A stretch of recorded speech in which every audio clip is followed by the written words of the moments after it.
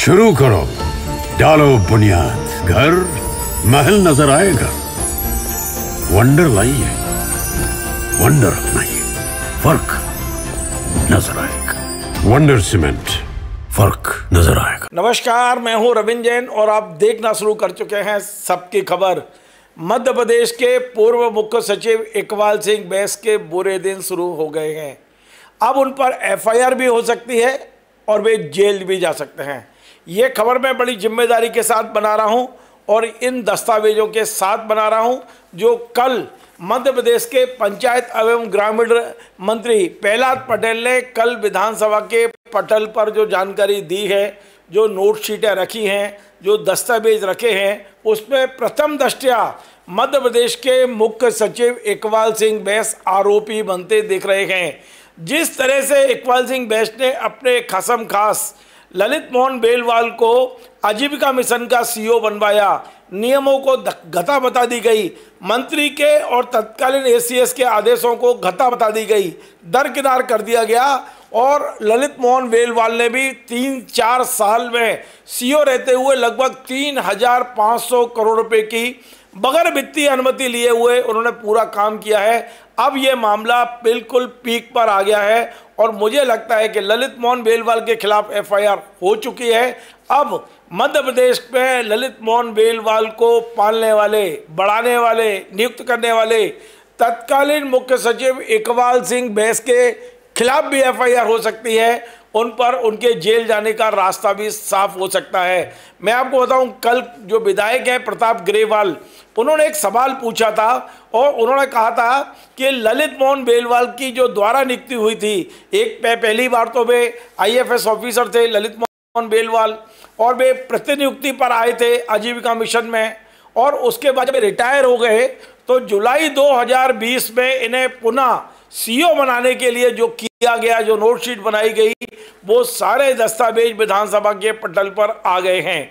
अब कोई भी व्यक्ति कोर्ट जाएगा तो इसमें आरोपी बनेंगे इकबाल सिंह बैस, क्योंकि ये नोटशीटें चीख चीख कर कह रही हैं कि इकबाल सिंह बैस ने पूरा काला पीला जो कुछ किया इकबाल सिंह बैस ने किया है। जब एसीएस कह रहे हैं, मंत्री कह रहे हैं विभाग के कि मुख्यमंत्री को फाइल भेजिए, लेकिन मुख्य सचिव मुख्यमंत्री को फाइल भेजने तैयार नहीं। उन्होंने लिख दिया मेरी चर्चा हो गई है, आप आदेश जारी करें। आप सोचिए, सीधा एक अधिकारी को फायदा पहुंचाने के लिए मुख्य सचिव स्तर का अधिकारी कितना नीचे गिर सकता है, उसकी ये पराकाष्ठा है ये सारी फाइल। इस फाइल को कल सदन में रखा गया है। अब मैं आपको बता दूं हल्के से कि ये मामला क्या है। दरअसल जो इकबाल सिंह बैस है, उनका बड़ा प्यादा, बड़ा खास रहा अधिकारी है ललित मोहन बेलवाल। ललित मोहन बेलवाल वैसे मूलतः मध्य प्रदेश कैडर के आईएफएस ऑफिसर है, यानी इंडियन फॉरेस्ट सर्विस के ऑफिसर है। लेकिन ये जो इकबाल सिंह बैस हैं, वे उन्हें डेपुटेशन पर लेके आए थे आजीविका मिशन में, और उसी समय आजीविका मिशन में एक और फर्जी नियुक्ति हुई थी और उनका नाम है सुषमा रानी शुक्ला। बिल्कुल फर्जी दस्तावेज, फर्जी कागजात, और ये सुषमा रानी शुक्ला और बेलवाल ने मिलकर जो कुछ किया है आजीविका मिशन में, यदि उसकी जांच होगी तो इनकी शेष जिंदगी जेल में कटेगी। चाहे वो सुषमा रानी हो, इकबाल सिंह बैस हो, चाहे ललित बेलवाल हो। यद्यपि अभी बेलवाल के खिलाफ जो एफआईआर हुई है वो फर्जी नियुक्तियों को लेकर हुई है। अभी ये जो फंड है, ये जो आर्थिक अनियमितताएं हैं, ये जो भ्रष्टाचार है, इस मामले की तो अभी जांच शुरू नहीं हुई है। अभी तो ये पता चला है कि इकबाल सिंह बैस ने मुख्य सचिव के पद का पूरा दुरुपयोग किया। पूरा, मैं जिम्मेदारी से कह रहा हूँ, इस फाइल को पढ़ने के बाद कह रहा हूँ कि एक मुख्य सचिव कितना दुरुपयोग पद का कर सकता है। एक मुख्यमंत्री के विश्वास को जिस तरह दुरुपयोग किया इकबाल सिंह बैस ने, उसकी ये मिसाल है ये कागज। दरअसल इसका एक क्या हुआ था कि ललित मोहन बेलवाल रिटायर हो गए थे और रिटायरमेंट के बाद में वे घर बैठ गए थे, 3 साल प्रतिनियुक्ति में रहे। लेकिन जुलाई 2020 में ललित मोहन बेलवाल जैसे ही भारतीय जनता पार्टी की सरकार बनी, शिवराज सिंह मुख्यमंत्री बने और इकबाल सिंह मुख्य सचिव बने, तो बेलवाल को लाना तय हो गया। बेलवाल को पहले ओएसडी बनाया गया, क्योंकि जो सीईओ हैं आजीविका मिशन के, राष्ट्रीय आजीविका मिशन के जो सीईओ हैं, उसमें एक सीनियर आईएएस का पद आरक्षित है। आरक्षित, मतलब आप कह सकते हो कि कैडर पोस्ट है, वहाँ केवल आईएएस ही पदस्थ हो सकते हैं और वहाँ शिल्पा गुप्ता ऑलरेडी काम कर रही थी। आप सोचिए, ललित मोहन बेलवाल जो एक रिटायर अधिकारी है, उसे संविदा नियुक्ति पे ओएसडी बनाया गया और ओएसडी बनाने के बाद उन्हें सीओ बनाने के लिए इन्होंने तत्काल नोटशीट चला दी इकबाल सिंह जी ने। और जब ये नोटशीट चली कि इन्हें प्रभार दे दिया जाए, तो उस समय पंचायत के एसीएस थे मनोज श्रीवास्तव, जो आजकल मध्य प्रदेश राज्य निर्वाचन आयुक्त हैं, उन्होंने साफ साफ लिखा है, ये देखिए 2 पेज हाथ से, इतनी सुंदर राइटिंग है उनकी।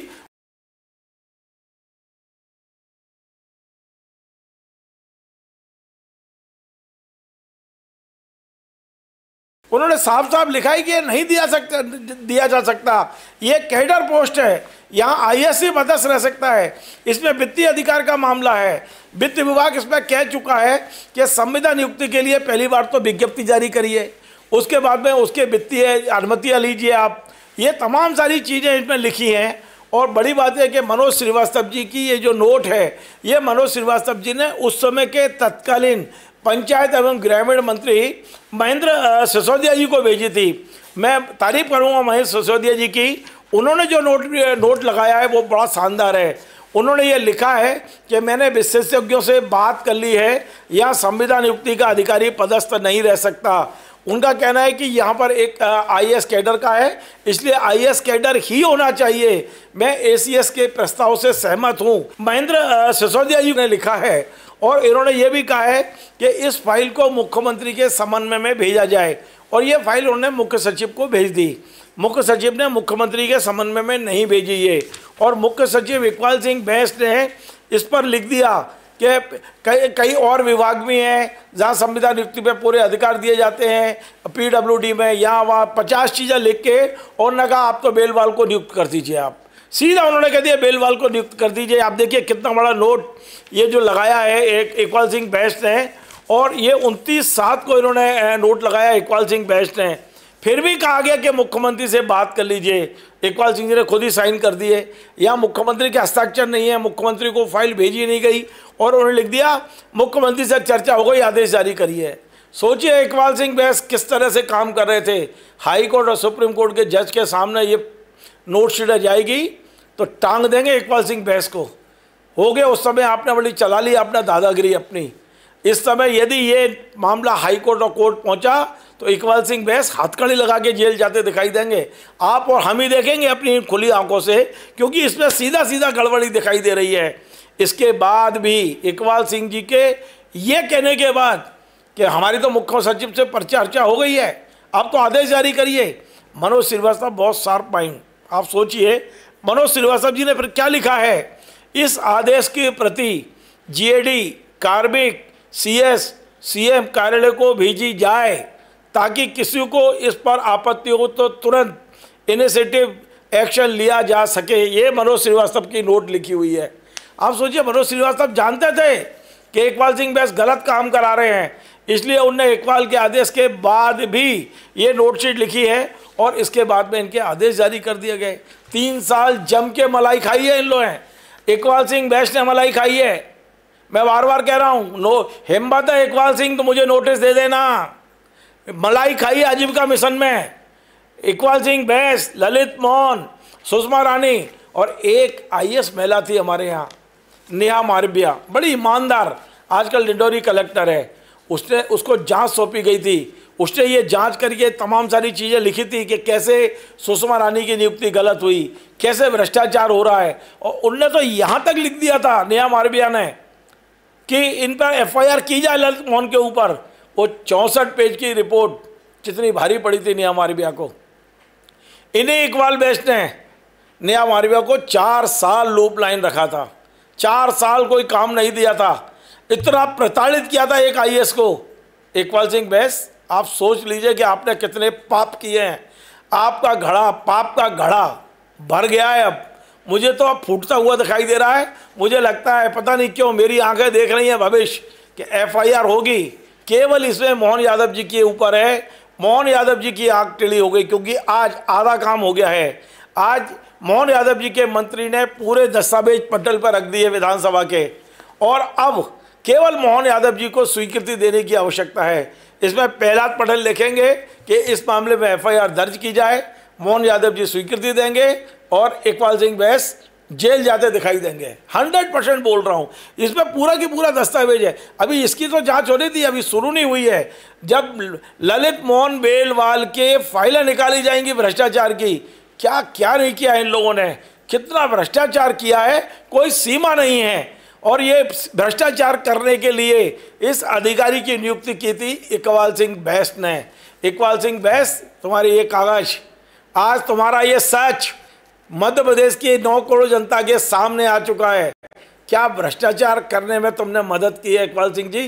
अब आप तो मुझे जेल जाते दिखाई दे रहे हैं, लेकिन अभी थोड़ा टाइम है। एक बात और बता देता हूँ आज, इकबाल सिंह बैस, आपके ऊपर इसलिए भी आपका पाप का घड़ा भर गया है कि पहले आपका एक और प्यादा, आपका राजदार, आपका कथित तौर से पार्टनर राजेश शर्मा विदेश भाग गया है परिवार के साथ। उसे लग रहा है कि ईओडब्ल्यू कभी भी उठा लेगी, गिरफ्तार कर लेगी, जेल भेज देगी।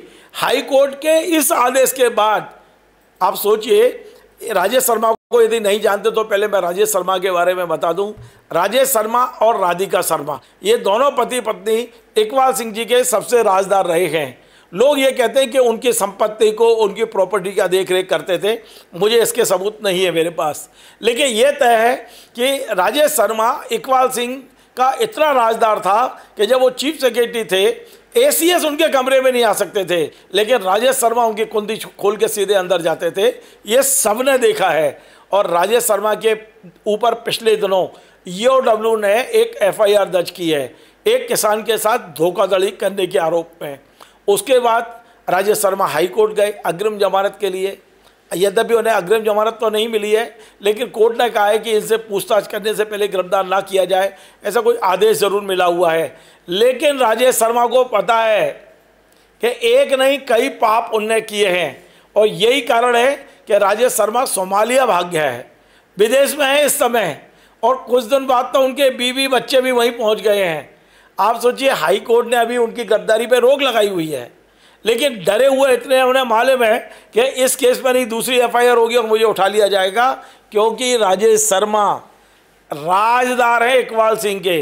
जिस दिन पुलिस के, ईओडब्ल्यू के और लोकायुक्त के हाथ में राजेश शर्मा आएंगे, उस दिन इकबाल सिंह का पूरा काला चिट्ठा सामने आएगा।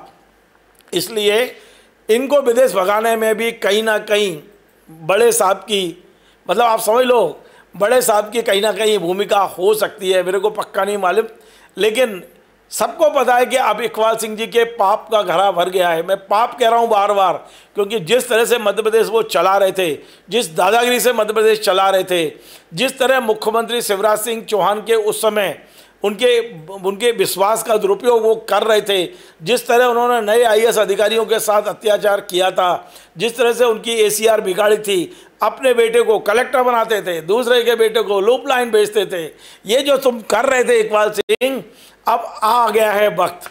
अब मुझे पता नहीं क्यों लग रहा है कि बस मोहन यादव जी की स्वीकृति का इंतजार है। मुझे पता है मंत्रालय में अभी भी कुछ ऐसे अधिकारी बैठे हैं जो इकबाल सिंह के खिलाफ कार्रवाई करने से रोकने की कोशिश करेंगे। मुझे पता है पंचायत विभाग के स्वीकृति के बगैर एफआईआर नहीं हो पाएगी, और ये स्वीकृति देने में कौन कौन अधिकारी अड़ंगा लगाएंगे, मुझे सारी चीज़ें पता है।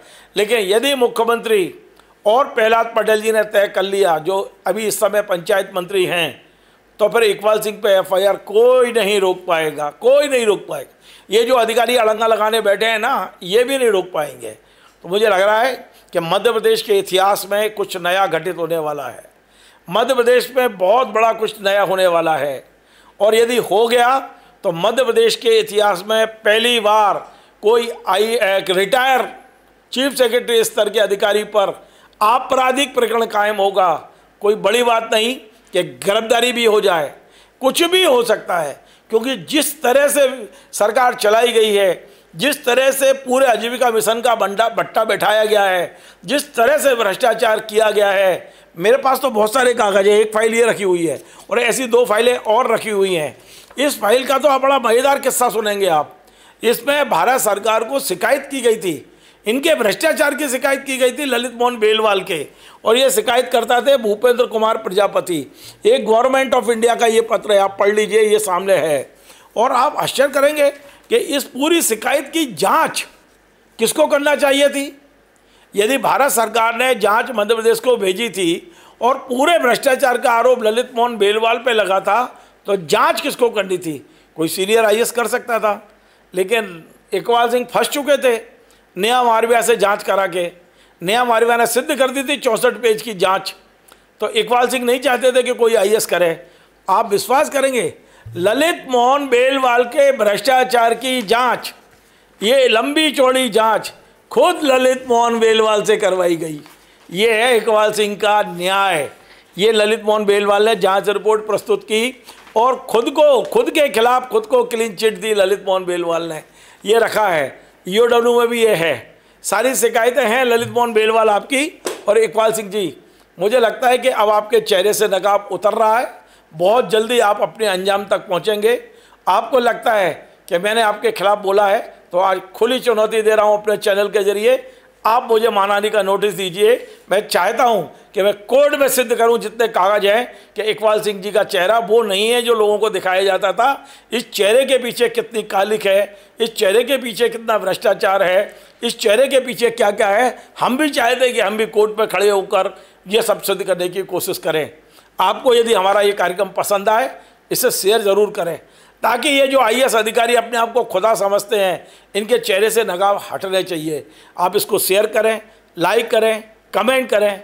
और एक निवेदन जो मैं हमेशा करता हूं, आज कुछ विशेष तरह से कर रहा हूं, हमारे इस चैनल को सब्सक्राइब अवश्य करिए। हमारी वही ताकत है, आप ज़्यादा सब्सक्राइब करेंगे, हम ज़्यादा से ज़्यादा लोगों तक पहुँचेंगे।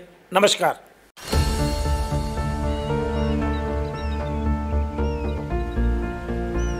जो बनकर मेरा हमसफर आएगा, सिर्फ उसी को फर्क नजर आएगा। शुरू करो, डालो बुनियाद, घर महल नजर आएगा।